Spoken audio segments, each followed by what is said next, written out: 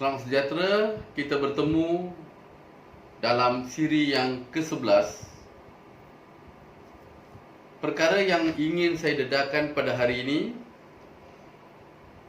ialah teknik belajar, daya memori.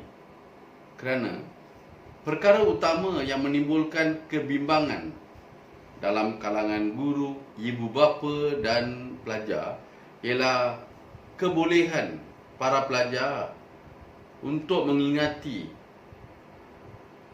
pelajaran, nota dan seterusnya menghadapi peperiksaan.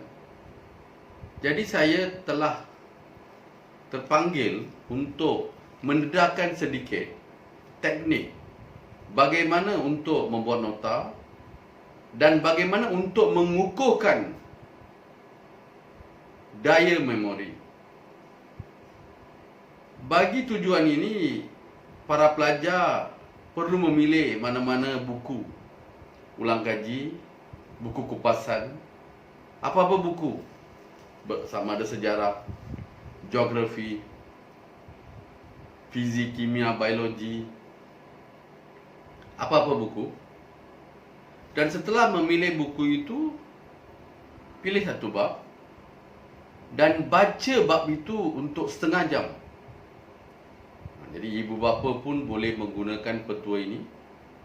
Contohnya, katakanlah saya mengambil buku biologi, maka saya memilih satu ruangan, satu bab. Setelah saya melihat bab tersebut, saya mengambil keputusan untuk membaca selama setengah jam. Jadi, saya telah baca selama setengah jam. Setelah saya baca selama setengah jam, 30 minit, saya membuat keputusan untuk membuat nota dalam kertas kajang ataupun A4. Saya telah membuat, saya lipat kertas ini, saya telah membuat keputusan untuk mencatat.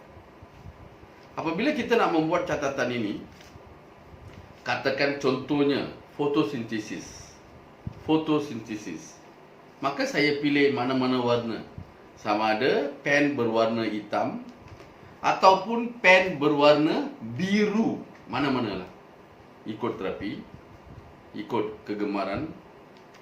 Katakan saya pilih warna hitam. Setelah saya membaca fotosintesis selama setengah jam, saya pun membuat salinan tanpa melihat buku. Bacaan pada buku 30 minit. Tutup buku. Setelah tutup buku, apa yang perlu dilakukan? Saya ambil kertas ini, saya buat catatan. Fotosintesis, apa tadi saya baca? Proses tumbuhan hijau membuat makanan sendiri. Apa lagi? Keperluan fotosintesis, cahaya matahari. Lagi klorofil, air, garam galian. Lagi karbon dioksida.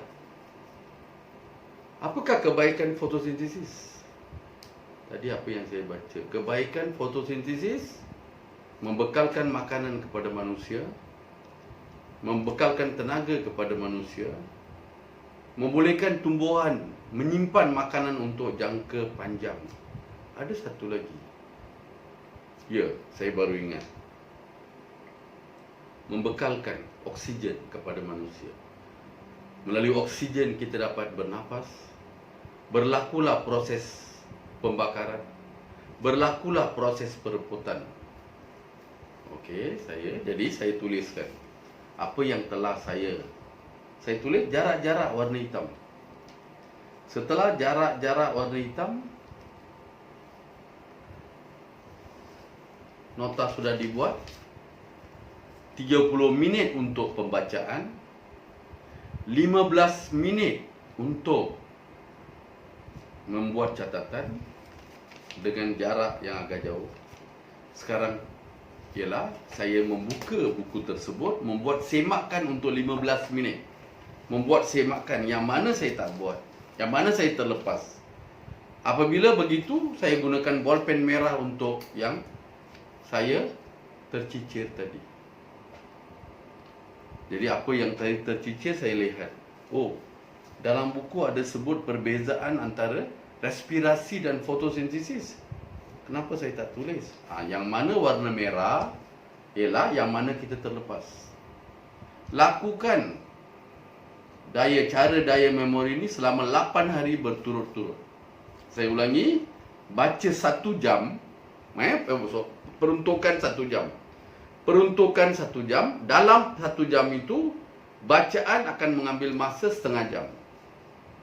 Catatan 15 minit. Sama ada menggunakan pen berwarna biru atau hitam. Selepas tu buat semakan 15 minit. Sebenarnya itu ialah asas 1 jam. Kalau calon atau pelajar sudah dapat membiasakan diri, maka boleh melakukan perubahan. Baca untuk 1 jam, buat catatan untuk setengah jam. Malah boleh bergerak, tak perlulah stres tangan, tak perlu ada tekanan. Kenapa perlu ada terlalu tekanan emosi fizikal, tekanan minda? Setelah baca dan katakan setengah jam ke 45 minit kita dah baca, boleh jalan-jalan. Lepas tu datang balik, buat catatan. Kalau daya begini atau daya memori sebegini dipraktiskan, diamalkan, dibudayakan, maka apabila guru mengajar di sekolah, maka kita dengar aja, kita sudah faham. Kita balik boleh buat nota sendiri. Ini bagaimana daya memori kita, daya ingatan kita, minda kita boleh menjadi begitu kukuh. Jadi inilah cara yang pernah diamalkan oleh kebanyakan pelajar. Bukan setakat melihat buku dan membuat catatan. Tidak. Apa yang perlu dilakukan? Baca setengah jam. Setelah baca satu buku kegemaran untuk setengah jam, buat catatan untuk 15-20 minit, buat semakan. Bacaan, catatan, semakan. Selepas itu, calon boleh mengambil kad manila, kad board, masukkan semua salinan. Beban pun kurang. Daripada membaca buku rujukan yang agak tebal, buku kupasan yang tebal, nota-nota itu lagi nota masuk lagi baik. Satu mata pelajaran, satu warna. Katakan merah jambu saya gunakan sains, hijau mungkin saya gunakan sejarah. Dan apabila katakan saya membaca, lama kelamaan daya ingatan saya baik, saya lebih berhati-hati. Katakan saya baca sains, saya guru bahasa, tetapi daya ingatan saya ketika tahun 1980-an masih segar, masih subur. Vitamin A, retinol. Apa kegunaan untuk kesihatan mata? Ini semua ialah salinan yang pernah saya lakukan. Biologi, vitamin A, retinol.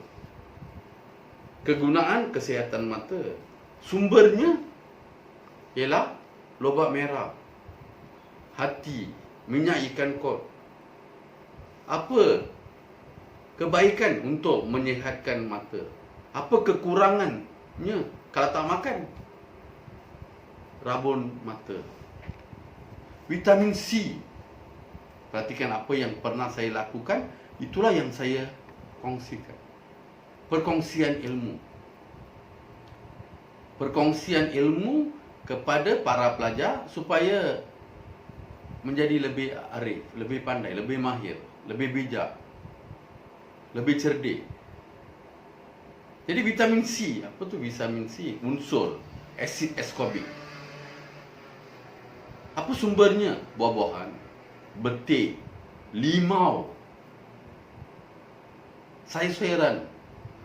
Apa kegunaan vitamin C? Apa kegunaan vitamin C untuk kesihatan kulit?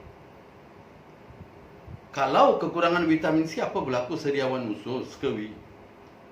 Bagaimana saya boleh ingat? Saya guru bahasa. Dari sudut sejarah, dari sudut geografi, semua saya menggunakan cara ini ketika saya belajar. Apa yang saya akan buat? Saya baca untuk setengah jam ataupun 45 minit. Lepas itu merayau-rayau sikit lah di rumah. Bukan berpelesiran atau bergelandangan. Selepas itu saya datang, saya membuat catatan. Selepas itu saya membuka buku dan buat semakan. Dan segala nota saya masukkan, selitkan dalam kad manila berwarna-warni. Dan kad manila itu akan saya bawa ke mana-mana. Dalam bas saya akan baca pada awal pagi. Hanya baca sekejap je. Akan mengambil masa 5-6 minit. Malah ada juga pendeta yang pernah melakukan bacaan di tandas. Mengambil masa yang singkat. Jadi sebagai kesimpulan, jangan lupa, ilmu umpama pelita. Tanpa ilmu, hidup gelap gelita. Selamat mencuba para pelajar. Syabas dan tahniah. Sila langan saluran saya. Terima kasih.